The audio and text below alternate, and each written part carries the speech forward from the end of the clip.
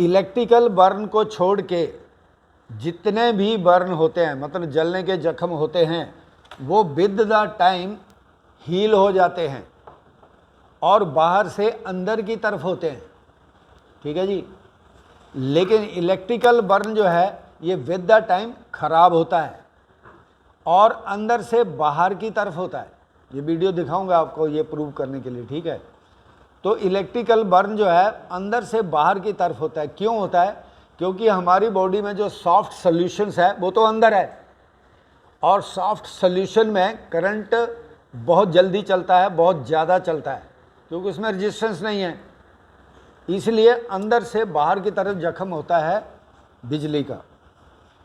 बताऊंगा अभी डिटेल। ये है देखो आर्क फ्लैश, ये जो पीछे मैंने दिखाया था ना अभी, ये देखो।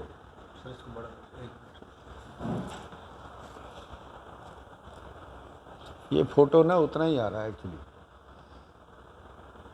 एक मिनट, इसका कुछ और ऑप्शन है।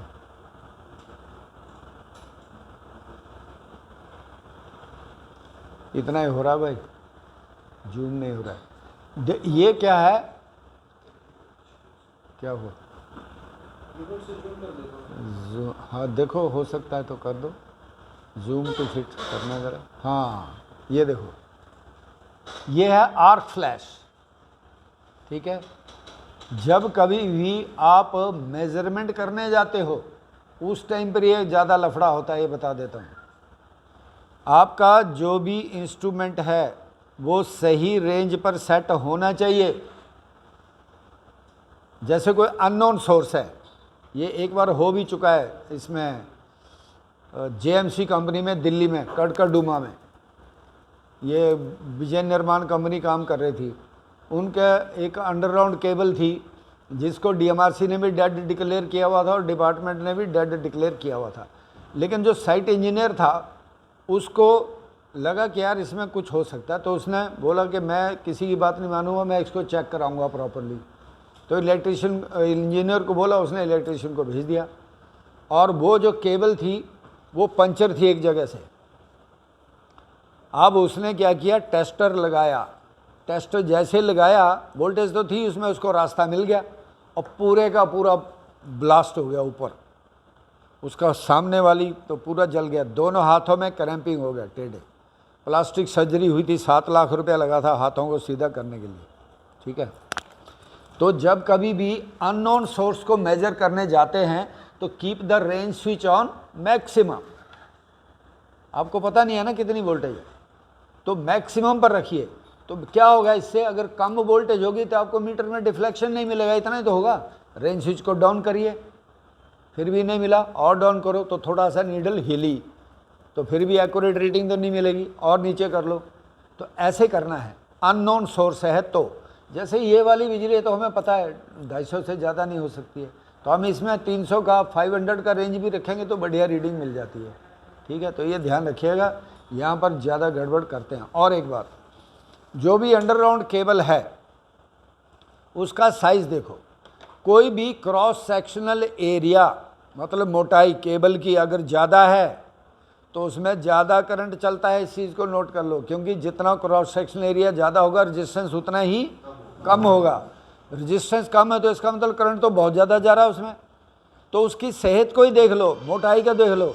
अगर ज़्यादा मोटाई है इसका मतलब इसमें बहुत ज़्यादा करंट चल रहा है और फालतू पंगा नहीं लेने का है। आपका जो टेस्टर है इसके ऊपर क्या क्या इंडिकेशन होती है बताओ? मेन टेस्टर जो आपका है इसके ऊपर क्या क्या इंडिकेशन होती है?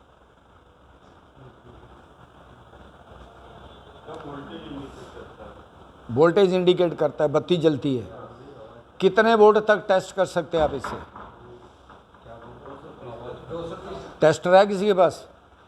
निकालिए, देखिए इस पर कितना लिखा हुआ है। हाँ, तो 230 नहीं बोलना है, इसके ऊपर 500 लिखा है और 500 तक ही नाप सकते हैं आप इससे। इससे ज़्यादा जाओगे तो आपको शॉक लगेगा, क्योंकि आप जब इसको अर्थ देते हो ना अपने बॉडी से तभी तो जलता है ये। तो आपका बॉडी थोड़ा बहुत अर्थ देती है इसको, लेकिन जब बड़ी वोल्टेज हुई तो फिर आपका बॉडी को डैमेज करेगा। ठीक है। अच्छा ये देखिए फ़ोटो, ये भी आर्क फ्लैश का ही परिणाम है।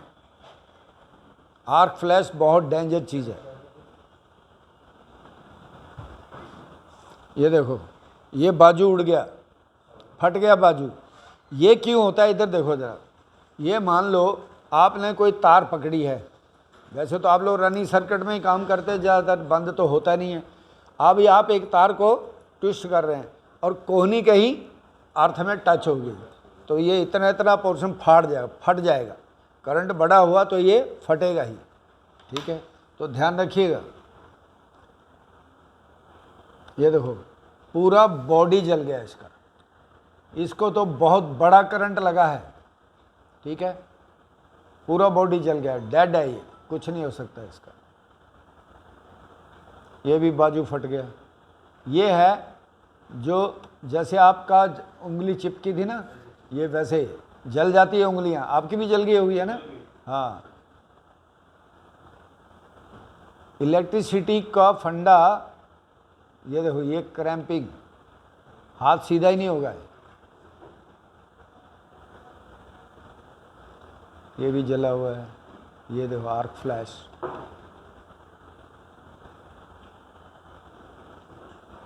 ये हाथ जल गया, जबड़ा जल गया।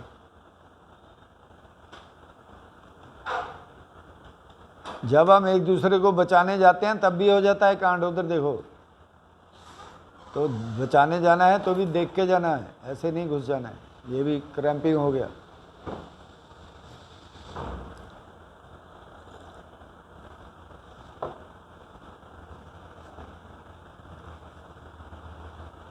इधर देखो, दो बच्चे क्रिटिकल बर्न इंजरीज हो गया उनको, हाथ पर, नेक पर और शोल्डर के ऊपर। When they came in contact, live wire के कॉन्टैक्ट में आ गए। देयर फ्रेंड, वो जो उसका दोस्त था वो भी उसको बचाने के लिए आया। Got a severe electric shock after coming in to contact with them. तो जब बचाने के लिए जाना है तब भी ज़रा सोच के जाना है।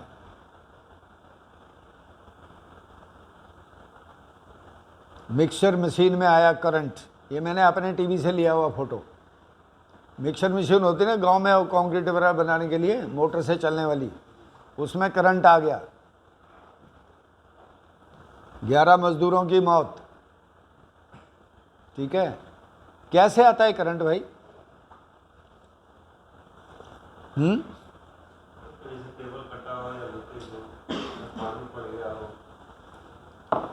लीकेज या इंडक्शन, ठीक है, बताएंगे इंडक्शन कैसे होता है वो भी बताऊंगा। ये देखो हाथ जल गया।